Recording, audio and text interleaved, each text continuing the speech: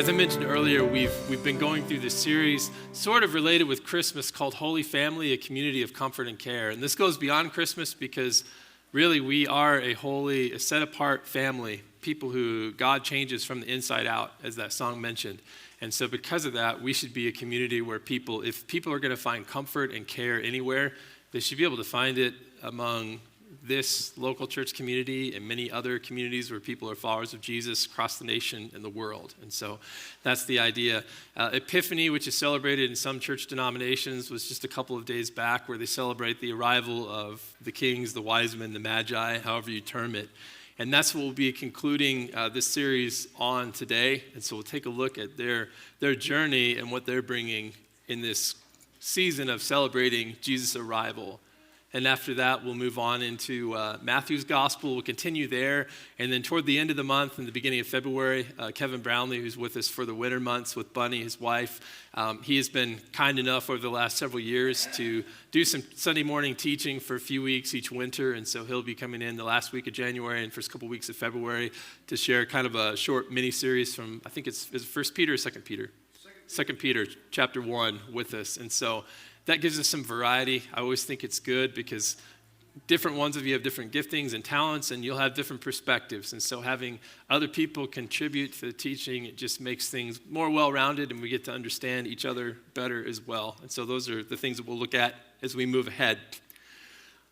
As a child, I won a contest, and this was not common for me as a kid because I was the kid that didn't win anything. I'm still like the adult that doesn't win anything. I sign up for these contests and sweepstakes, and I'm the last person they would ever pick out of the hat.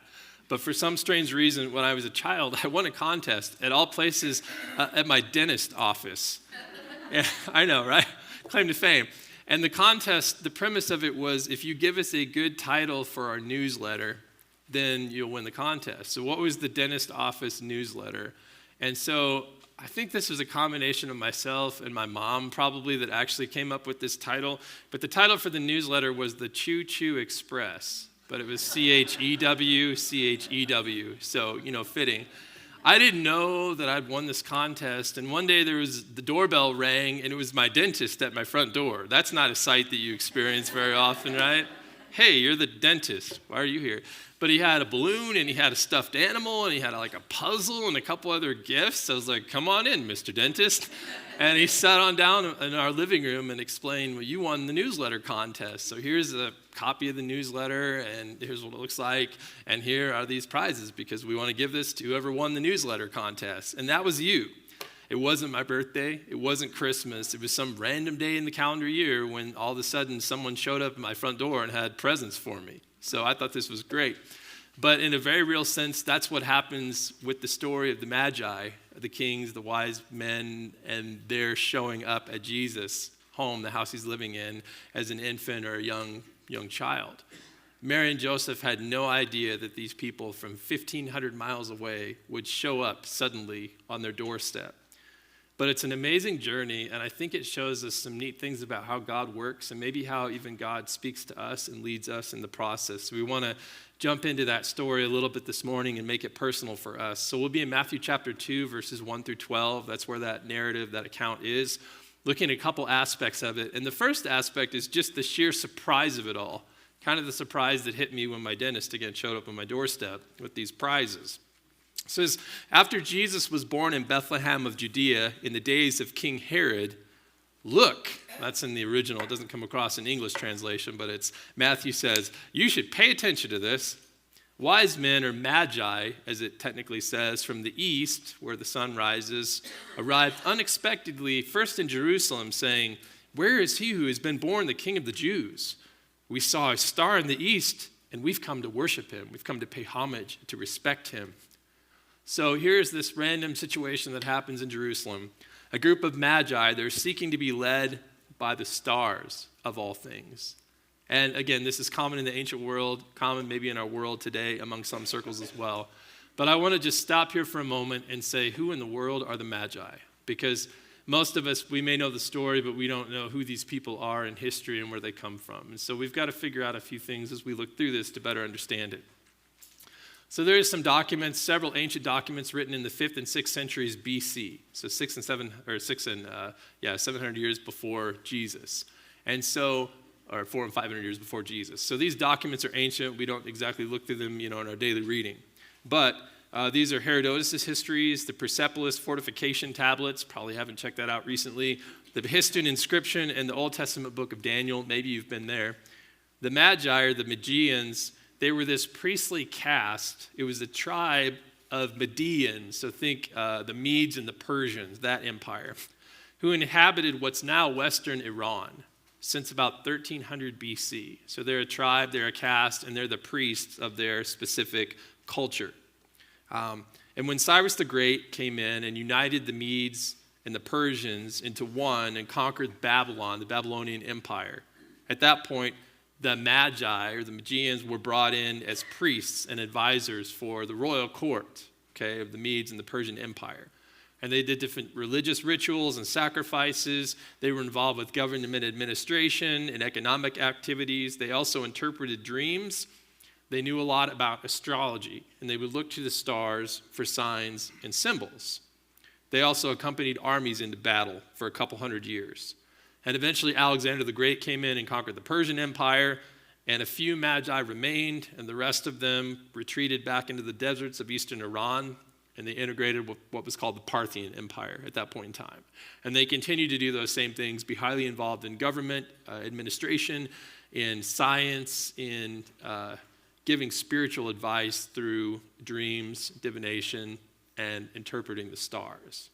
So those are who these people are. And that was where they lived, and that was where God brought them out of. So just a really strange scenario.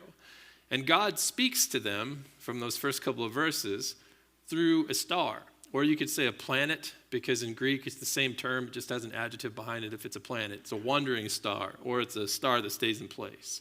We have great telescopes, they didn't back then. And so whatever it is, God speaks to them through that. And this, considered from our culture, seems kind of strange. How many of you have looked at the stars? Maybe some of you recently, but probably not most in our culture. But at this point in time, astrology is considered a science. And so this is a very acceptable way to get concrete, factual information. Unless we think, oh, that's kind of foolish, we've moved beyond that, we're more civilized. Think about what God says in Genesis chapter 1. This is where he creates the stars, the lights in the heaven. He says, "Let there be lights in the firmament of the heavens to divide the day from the night, and let them be for signs and seasons and days and years to give light on the earth." And so one of the things that God uniquely says in that is to make these stars for signs. So maybe it isn't so off that people would look to the stars for signs. I would say that we, coming from where we are, we have the blessing of being able to seek the creator of the stars and not the stars themselves. But even if you look back into history, in biblical history, God sometimes uses the stars or the planets or the sun to make points. And if you look forward to places like Revelation, you see the stars and the planets and things. God is using that to communicate things or get people's attention. And so maybe this isn't so far-fetched after all. There's even a Yiddish saying from the Hebrew words. It's called mazel tov. How many of you have heard that? Mazel tov. Mazel tov. It means good constellation, literally, in Hebrew. And so may the stars be in your favor. But again, we can seek the maker of the stars. And so we're even more blessed. But God does send the Magi a sign in the stars that an important Jewish king has been born. And I think that's interesting that God, uses that mechanism. Why were the Magi even looking for a Jewish king perhaps to be born? There's actually some interesting things that are floating around in the world at this point in time.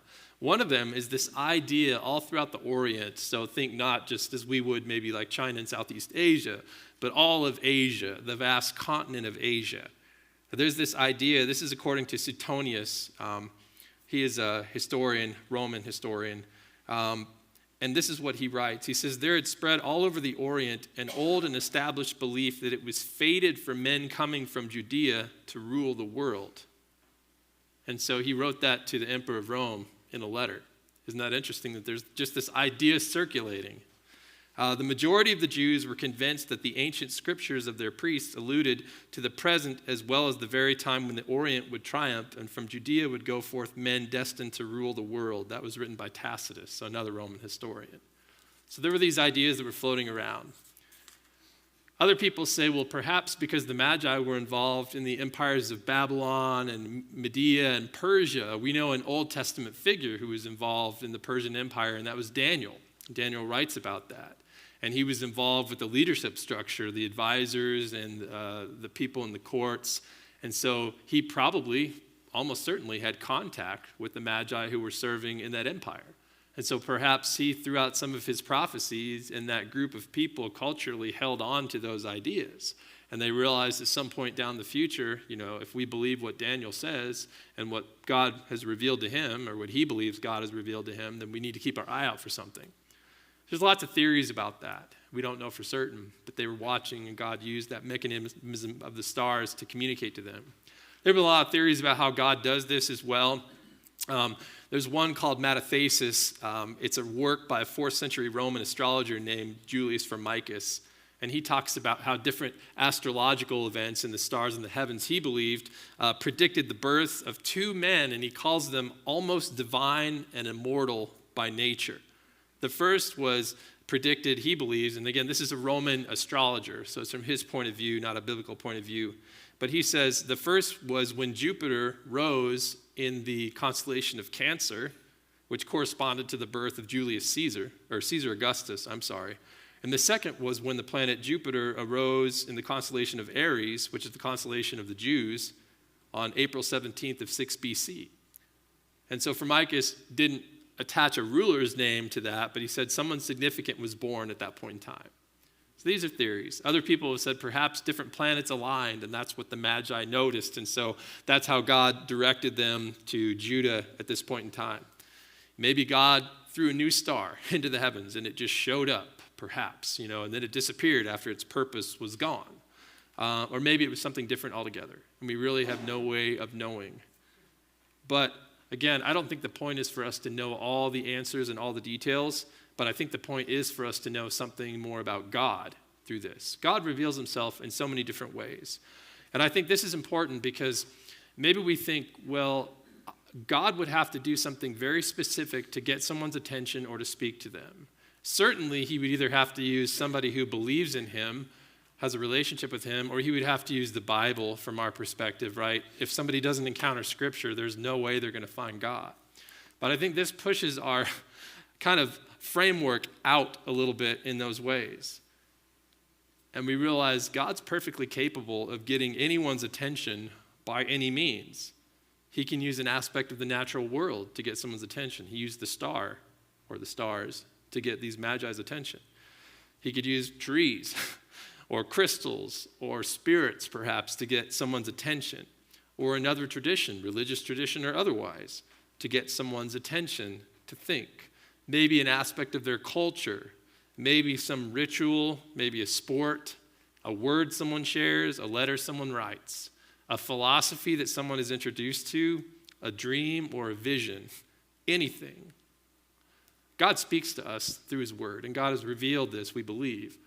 But God doesn't necessarily need this to get someone's attention. And I think that should give us a lot of comfort personally, because a lot of people don't have a Bible. A lot of people can't get a Bible, and a lot of people don't want a Bible, quite frankly. And maybe you have friends and family and love people who fall into one of those categories, and you think, well, how is God ever going to do it? He can use so many things to get people's attention and to direct them where he needs to direct them. And I think that's incredibly comforting. So he stirs a desire. After this star appears, he gets their attention. He stirs a desire for them to visit. And not only visit, we find out later, to pay tribute. Because we know from other places at one point in time in the 60s AD 60s, wise men, they traveled from this area of eastern or western Iran also to pay tribute to one of the Caesars at that point in time. And so it's not uncommon for them to visit great rulers and perhaps bring tribute, but they really feel the need to visit this new Jewish king and show up and pay tribute. And God, again, they're sensitive to the stars, and God speaks to them and leads them that way, and they follow. And I was thinking, how much easier should it be for God to speak to us and to stir us if we're actually seeking to be led by him? They weren't even looking to God. They were looking to the stars that God made, and God still used that to stir them. So can we look to the very God himself who made all these things And would we be sensitive enough for him to stir us and to lead us?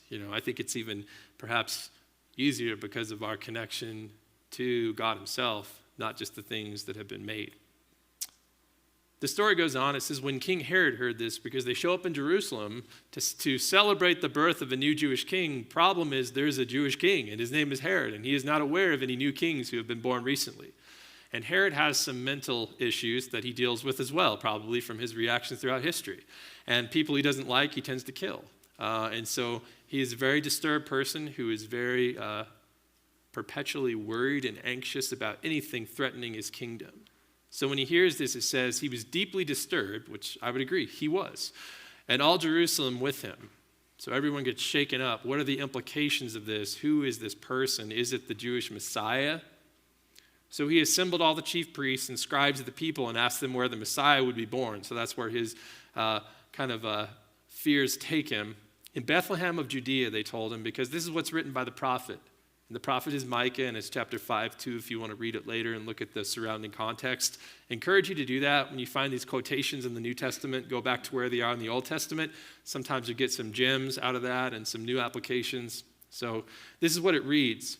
And you, Bethlehem, in the land of Judah, are by no means least among the leaders of Judah, because out of you will come a leader who will shepherd my people Israel. And they said, actually, the Jewish Messiah, this promised Savior, King, who Isaiah, as we talked about in our men's group yesterday, even described as the eternal God, the everlasting Father, the Prince of Peace, who will set up a kingdom that will last forever. He's supposed to be born in Bethlehem. And Herod is thinking, that's 5.5 miles away from where I am, here in Jerusalem. So Herod secretly summoned the wise men and said, when did the star appear in the sky? And he sent them to Bethlehem, and he said, go search carefully for this child. When you find them, report back to me so I can go worship him. Which, of course, we know from later in this account in Matthew, he wanted to execute him instead of worship him.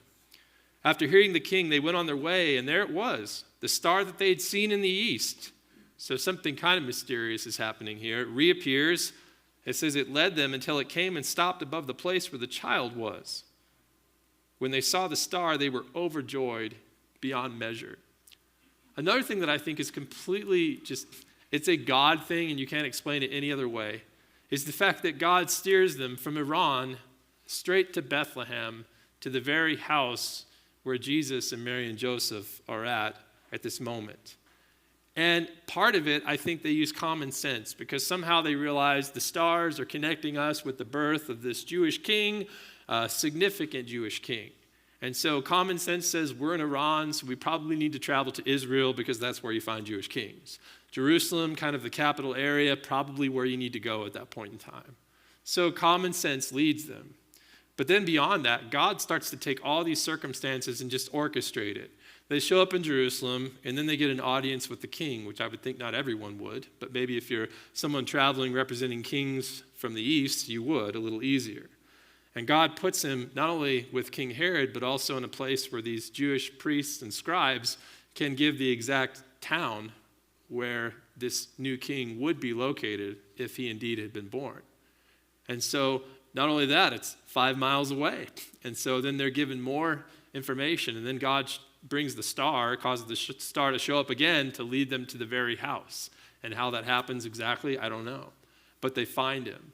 And I think sometimes with our circumstances as well, God starts orchestrating things to lead us. Sometimes it's our common sense. Sometimes it's other people's advice. Sometimes it may be something where we're just reading our Bible and he speaks to us through something and gets our attention, or uses the Holy Spirit to put an idea in our mind. Sometimes he just takes circumstances and he starts opening doors, and you think, wow, all these things are just lining up. What is the chance that this is coincidence happening in my life? I mean, does coincidence really happen like this? And so you kind of walk through those doors that they open. And then other times you're at a place in life where God starts slamming doors shut. You're heading in a direction and it just gets cut off, and you think, if I try my hardest, there's no way I can push this thing open. Maybe it's a conversation with somebody, or an opportunity, or something you want to change in your life, or a move that you're thinking about making, or a job you're trying to get. You're pushing on the door and nothing's happening. And God just has these unique abilities to orchestrate our lives to put us exactly where he wants us. And I think Maybe you can trace your life back, especially if you've been following Jesus for a while, you can look back and see how God has kind of maneuvered you.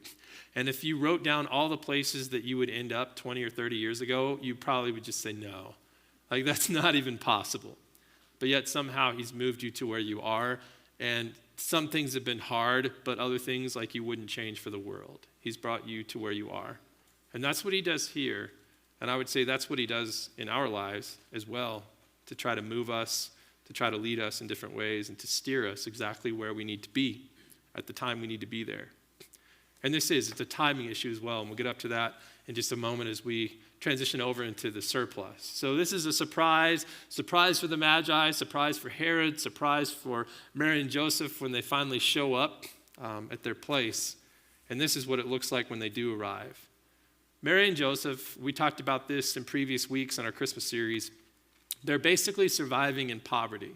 They don't have $150 to $300 in their day and age to buy a lamb to sacrifice at the temple for purification 40 days after Jesus is born. Because they don't have $150 to $300, they buy 2 little doves or pigeons instead, and that's okay. That's enough. As we talked about last week, sometimes you don't have much to give, and that's lovely to the Lord. That's fine. Sometimes we're in that position. But they're surviving in poverty, and that's reality. They're living in Jerusalem or in Bethlehem, and that's where Joseph's family has been anchored. And so they're probably staying with family, friends, perhaps his parents or relatives, aunts, uncles, cousins, things like that. And they're surviving in someone else's home. They're vulnerable, they're dependent on family, and if something major happens, it's going to put them into ruin because they don't have $150 in their pocket or their bank account to do something with. So that's where they are. And we don't know how long things have been that way. We don't know exactly why God has allowed them to exist in that condition. And so maybe you feel like you're in that condition right now, and you're thinking, why me, God? Like, why is God allowing this? And we don't know the answer to that. But what we do know is that God sees them. And he not only sees them, but he sees ahead to what's going to happen. And he's already orchestrated things 30 to 50 days previously, because it takes a while to get from western Iran down to Jerusalem, especially if you're traveling, a dozen, couple dozen, 3 dozen miles a day, walking and with camels or with donkeys, things of that nature.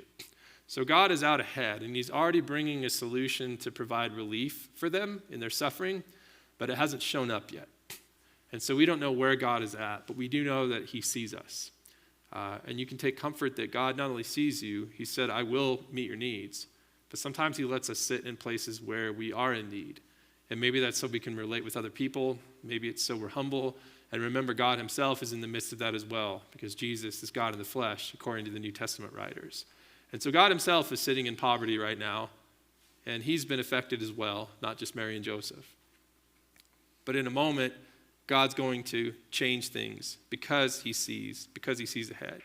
And what he sees is that in a few days, hours, weeks, they're going to have to leave suddenly Bethlehem and flee to Egypt, because the same paranoid king who was unnerved by the wise men, the Magi, showing up and inquiring about this new Jewish king is going to go to Bethlehem when they don't return to him with information and just choose to slaughter all the baby male children 2 years and under in that village. So God is out ahead, and he knows what's going to happen. And he sees. And they're going to have to escape in a moment, and they have no resources to move to Egypt, a totally different country, as refugees.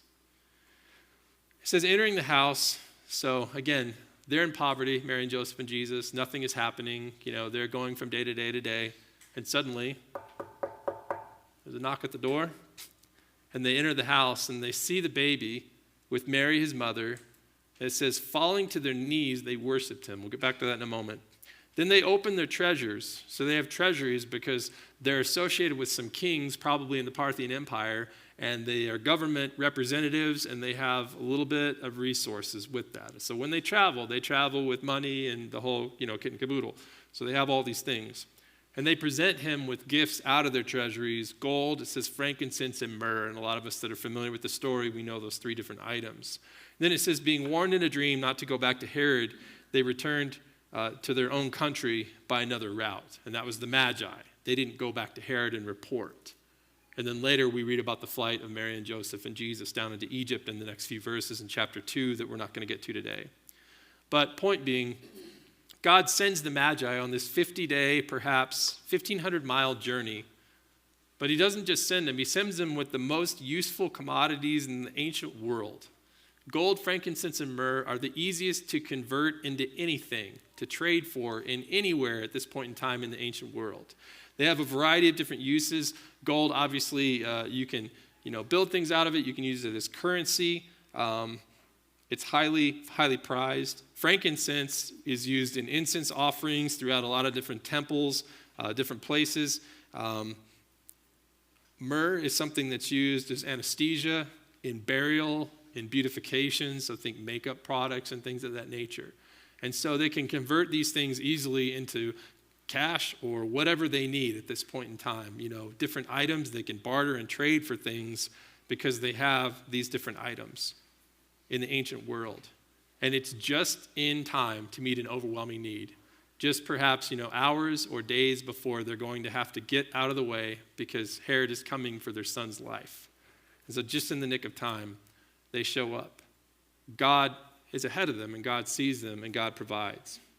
And maybe you have stories like that as well, where you can look back and you can see how God provided through something or some person or some job or just something out of the blue to take care of you before an urgent need arrived. I know looking back in our lives, Christine and I, we can see moments where maybe somebody felt impressed that they should help us out a little bit financially with a gift. And then within days, a lot of times we received a bill or a hospital bill or something of that nature that we didn't expect to come around at all. And we wouldn't have been able to make it if that gift hadn't shown up. Or maybe a home, things of that nature. We can trace God's hand in things and in those circumstances. But he's out ahead of us. And it doesn't mean that every need we've had has always been met in the time or even in ways that we feel like it's been met. But we can see that God has stepped in and we can trace his hand. And we know that there are times where we wouldn't have made it if he wouldn't have been out ahead of us. And so all these things, I think the most comforting thing about all these ideas we've talked about today is the fact that God is at work in us and in other people, and he's orchestrating all of these things because he sees you, and he sees other people, and he cares deeply. And these Magi, when they offer these gifts, it also says they worship him, and they know Jesus is significant. We don't know how much they know about the identity of Jesus. We don't know if they know that he's God in the flesh, but they see him as very significant. And so when it says they worship him, what this term means in the New Testament, in the Greek world, it doesn't necessarily mean that they recognize he's God. It could, but it means that they fall on their knees in their culture and they touch their forehead on the ground to display their profound reverence for this individual. That's not something that we do commonly in our culture. I thought about incorporating that into the service for us and having us just take a moment, come out into the aisle and get down on our knees and touch our forehead to the ground. And I thought, well, that's going to feel so awkward for so many of you. You're going to be like, I'm sorry, I just don't go there because you're not Persians or Parthians, so it's not normal. But think maybe about something similar. Like, what would you do that would be the equivalent of something like that? And that's what they're offering to Jesus because they recognize he's significant. And I think that's important for us too. How can we show Jesus his significance to us if he is indeed significant to you? Because some of you might be just listening or interacting and you're like, I don't know that Jesus is significant to me yet, and that's fine. But if he is, how do we show that to him in a way that's similar and maybe culturally acceptable or more comfortable for us? And I was talking with John Wolf, because he has taught alongside me a couple of different weeks in this series, to get his feedback and his thoughts several weeks ago. And he said it's kind of interesting because in this moment, we kind of get brought full circle. We started talking about hope in the beginning of this Advent series, this Christmas series, and how Mary, she had to take a leap of faith because God told her, a young woman who had never had a relationship with a man, a physical one, that she was going to give birth to a child. Not only a child, to Emmanuel, to God with us. And how hard and how impossible this would seem to her. But just like Abraham, who was told impossible things, you and your wife are going to have a child at 90 years old, respectively. And he believed God, and God said, because of that, here's righteousness. Here's a right relationship with me because of that. And really, Adam and Eve had some similar promises. Things were perfect in the garden. And you disobeyed the one rule that you kind of were given, to show your love to the God who made you and who's walking with you every day. And yet, at that same moment, God clothed them with the skin of an animal, and God promised that the seed of a woman someday would provide redemption and pave the way back for a relationship with God for humanity and start to right everything that had gotten shaken up and turned upside down. And so this same impossible hope, how are we going to make it? Oh, God sent people from 1,500 miles away that we'll never see again in our lives to bring exactly what we're going to need tomorrow that we're not even aware of today. How crazy is this? But yet God is capable of doing those impossible things. And so we get, again, brought back into all these things, the hope and the peace and the love, and it brings us full circle. And the things that all of us in this room are equipped to provide. Each person, not all of them, but each of you uniquely different things that you bring to this family or to other families, wherever you worship, wherever you're a part of. And so kind of in summary, I just want to talk about a couple things from what we've talked about today, and then the big picture from the last few weeks as we wrap things up on this series. First of all, like Adam and Abraham and Mary and Joseph and other people who have seen God do impossible things or believed he could, what should I remember about God when I'm barely surviving or I feel like I'm up against an impossible wall? How did they see God when they were faced with impossible circumstances? I think that can challenge us. Secondly, am I seeking to be led by God? I mean, these Magi, they just wanted to be led by some stars. But if you know God, you can actually seek to be led by him. And if you are, what kind of desires is he stirring in your heart? And who is he steering you toward? Or where is he steering you? Because, again, he used stars to steer these people that may have not even had a relationship with him, at least at that point. So how much more can he direct you? But are you seeking to be led by him? Thirdly, what shortages do I see in the lives around me? How might I be able to use my surplus to alleviate someone else's suffering or enable them on the next step of their journey? Because the other thing that Jesus talks about this in Matthew chapter 5, 6, and 7. He interacts with the fact that some of us have been given extra, some of us have less. So how are we going to use it as a part of God's kingdom? Are we going to hoard it? Are we going to be selfish? Or are we going to look around? These Magi, they definitely had some material things that Mary and Joseph lacked. And they were willing to give of what they had to help enable these other people. And then finally, how should I respond to Jesus' significance? Maybe God will ask you to go into your bedroom later and just, get on your knees and touch your forehead to the floor. Maybe it'll be something entirely different. So that's from today. And then from the last, 7 weeks or so in our journey through these different characters in the Christmas narrative, what types of comfort or care can you bring to the table in your faith community, in your holy family? Maybe it's right here, maybe it's somewhere else this year. Maybe it's hope. Maybe you're going to be that person in this community or another church community who says, I believe God can do impossible things. And my faith and my confidence in God, that will inspire other people to believe the same way. And that's who I am, and that's my contribution. We need that. Maybe it's love. We talked about love in terms of walking alongside other people in the midst of their similar, but yet at the same time very unique and in some ways different experiences. Elizabeth and Mary both had miraculous pregnancies, but they were not the same pregnancy, and there were different things in that. Maybe God's allowed you to go through some really difficult times, and there are other people who are going through similar times. And the way that you will contribute in this community is you will reach out to other people who are going through similar things and say, I don't know exactly what you're going through, but I have experienced something similar. And based on what I've experienced, I want to be here for you because I know it's rough. Please tell me what it's like for you because maybe I can relate because our circumstances are similar. Maybe it's joy, where you're going to point out the good and the glorious things that God's accomplishing through all kinds of circumstances in your life.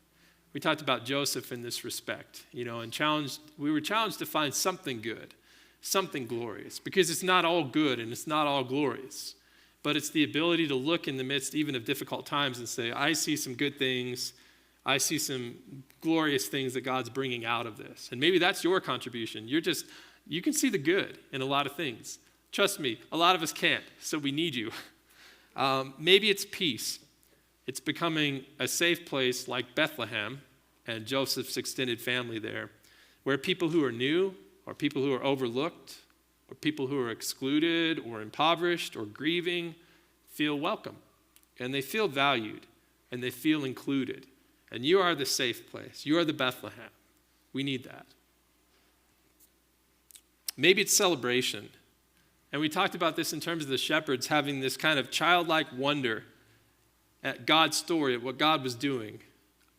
God choosing them, shepherds, just very common, ordinary people in culture. You're wondering at God just using you. And also, we've talked about the unique story that God had given them to tell. I mean, who else has a story like these shepherds have? Angels show up in the middle of the night, lead them to find the Messiah in a manger, a feeding trough for animals. So maybe you're that person who just has a childlike wonder at God's story, and you're always talking about the unique stories that God's given you and celebrating that. We need that. We can't have a full church without you. We can't experience the fullness of what this relationship, this community is supposed to be. Maybe it's insight, like Simeon, where you're still and you're listening and you're sensitive to the Holy Spirit nudging you, and you're willing to take a leap of faith when you believe that the Spirit is leading you to do things, or you're willing to go or to speak or to say things. And it may not even always make sense, but you're just really trying to key in and be sensitive and be still and be listening. We need that. Or maybe it's provisions. Use your surplus to honor other people and enable other people who are in need. And that's you. Or maybe it's something that one of these characters in the Christmas story that we've talked about, there wasn't a character for what you do, but there is a value to it, and God's equipped you totally differently. I want that to be our challenge walking into the new year, to realize each of you are essential and valuable and uniquely gifted. All of us are. And we bring different things to this community, and together, we provide the comfort and the care that really makes this a part of God's kingdom. You might even say, an aspect of heaven on earth. We get that privilege. And so I want to encourage you to play the role, just to be the person that God really has created you to be in this whole community today.